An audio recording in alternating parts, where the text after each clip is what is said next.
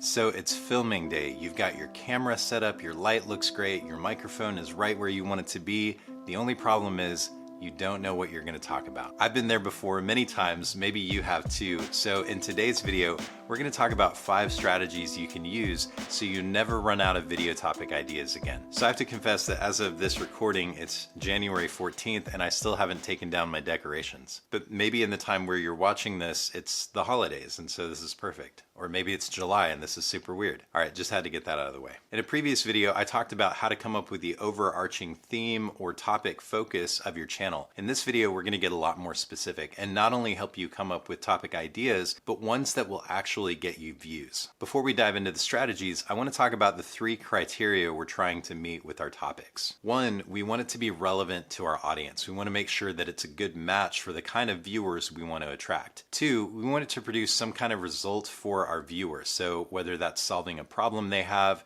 or being entertaining in some way. And then 3, we want the topic to be as specific as possible because in most cases, when people are searching for something, they're looking for something specific. So with those 3 things in mind, let's talk about the first strategy. The first strategy is doing keyword research. Keyword research is really just all about trying to figure out what are people searching for. You can do this in a few different ways. You can use Google search, YouTube search, or some kind of tool like TubeBuddy or vidIQ. The strategy for Google and YouTube are basically the same. You type in a word that's related to your overarching theme and then see what kind of suggestions YouTube or Google comes up with. And you might see some very specific results come up in those suggestions. YouTube is one of the best because it does a really good job of showing you the kinds of phrases people are actually searching for. And that's another important tip. When you're looking for keywords, you don't necessarily want to type it out the way that you would a title for your video or something like that. You want to think, how would somebody who's searching for something actually word this? How would a human being sitting down at their keyboard actually type this out? Using the suggested search method is really great for finding more specific topics. So you might type something like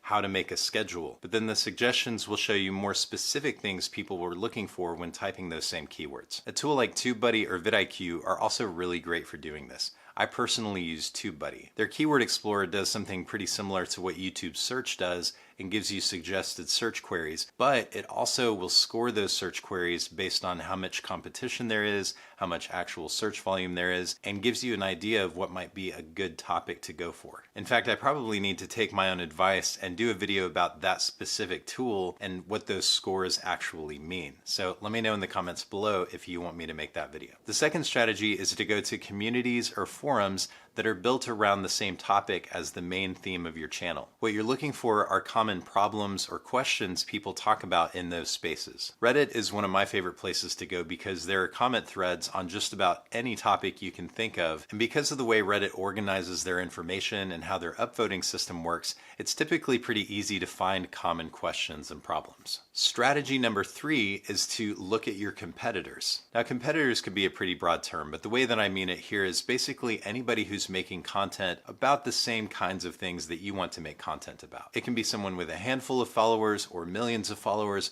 It doesn't really matter as long as they've got some content that you can look at. Now, you don't want to look at this content with the intention of making a carbon copy of that, but ask yourself this question while you're watching their videos or reading their blog or whatever it is. What are some things that I can add to this, or what different perspective can I bring from this to make it valuable for my audience? Maybe in their video, there's something they just kind of glossed over that you could go more in depth on for your viewers. Or maybe they're talking about it from the perspective of somebody who works from home full-time and you actually have a full-time day job. And if you do want to bring some of the original ideas that content creator shared into your videos, that's okay as long as you credit them and point people to their content. I actually like this strategy a lot because it kind of takes the edge off of the word competitor and makes me think of the people who are serving a similar audience to mine as colleagues. Strategy number 4, look at your competition's or colleagues' comments section. Whether you're looking at a video they posted or something they posted on Twitter, oftentimes you can look into the comments of especially popular creators and find questions that you might be able to answer. Now, you're not going to answer them right there and then in the comments, but those comments and questions can become the seed for a topic idea that you produce for your audience. One of my favorite ways to do this is to try to catch an Ask Me Anything session from one of the creators that I look up to who has a large audience. People will ask all kinds of questions, and the creator usually does a good job of trying to get to most of them. But like we did for the previous strategy, you can almost always bring your perspective or some added value to the conversation. Again, not there in those comments, but for a video that you produce for your audience. The final strategy is to think about what you might have needed a couple of stages earlier in your journey. One of the ways you can do this is ask your audience directly, because they're likely in that stage. You can make a social media post or send it out to your email newsletter, or even ask in one of your videos, like I'm going to do right now, what is something you're struggling with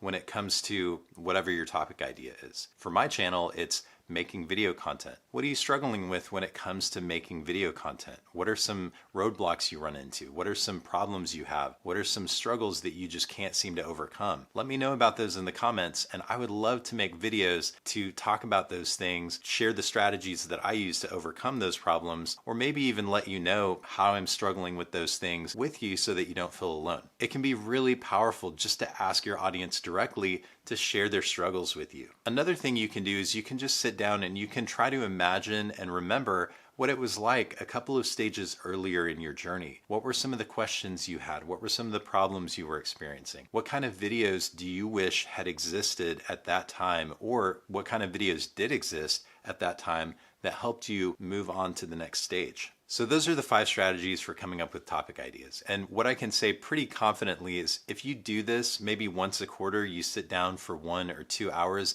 and you do these 5 things, you'll have more topics than you know what to do with. I hope that helps you. I need to do one of these sessions for myself, so I'm gonna get on that as soon as I'm done recording this video. Let me know in the comments if you have other tips or suggestions for coming up with topic ideas that work really well for you. Thanks for watching, and I'll see you in the next video.